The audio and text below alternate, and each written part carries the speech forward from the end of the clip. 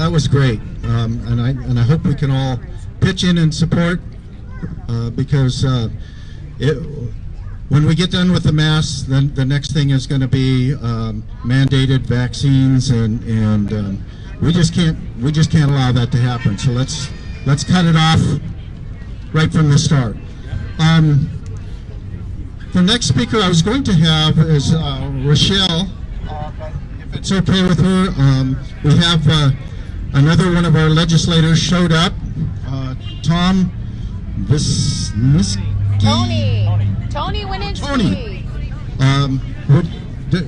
He asked to say a few words, so we're going to bring him up. Go, Tony, go! I mangled your last name. Good evening, everybody. Can everybody hear me? Can you hear me now? All right. Are we having a good time or what? All right. Let's not let this moment fade. I just happened to notice this sign, and part of my introductory remarks, I'd like to make a comment. It says, "It's not the government's job to protect my health.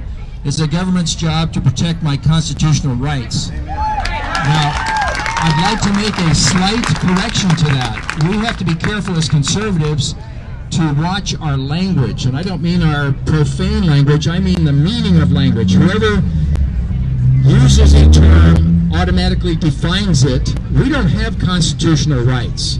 Did you realize that the former Soviet Union, that many of my relatives lived under for generations, also had a constitution, and every one of those rights said, until the government deems you don't have that right.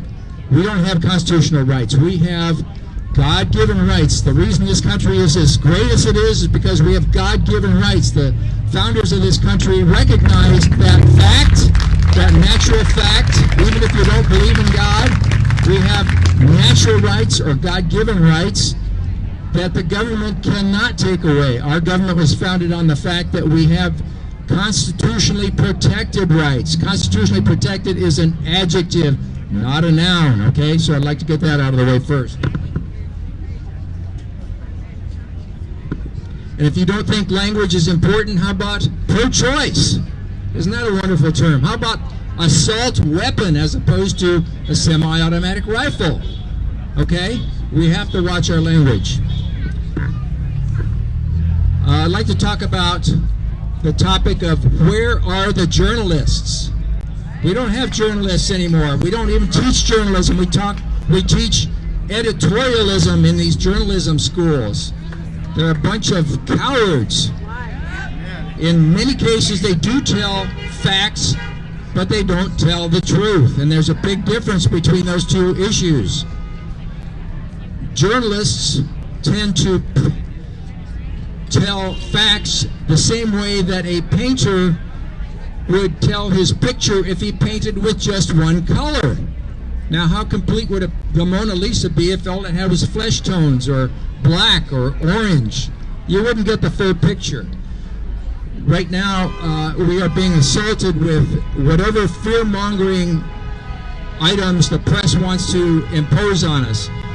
Several months ago, it was the number of deaths, especially in places like New York and New Jersey. So they put up the number of deaths every day. Well, that no longer is a talking point by the press because, getting a lot of excitement here, it's no longer a talking point because the number of deaths is actually going down. So this is like a whack-a-mole game. As soon as one of these facts becomes unimportant to the press, they move on to something else. What is the latest topic that we've been inundated by? It's the number of positive cases. Who cares? Who cares? How many of you have ever had a cold? Raise your hand, please. How did you know you had a cold? You had a runny nose, you're coughing, you're sneezing, you had a chest congestion. Just like Dr. Banks said, a positive test case is not a positive COVID test case unless the CDC insists there has to be symptoms along with it.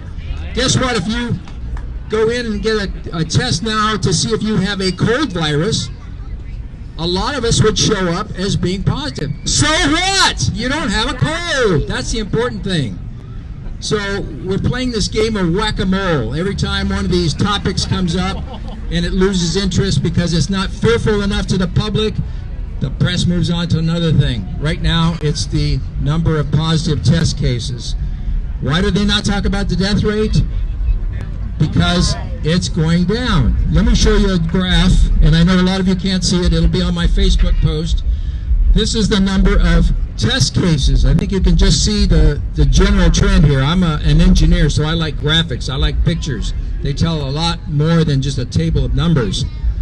Okay, you can see that the number of cases has gone up probably by about a factor of 2 or 3, 2.5, since the peak back in April. Okay, this is positive test cases. The thing they don't tell you is that it's starting to taper off.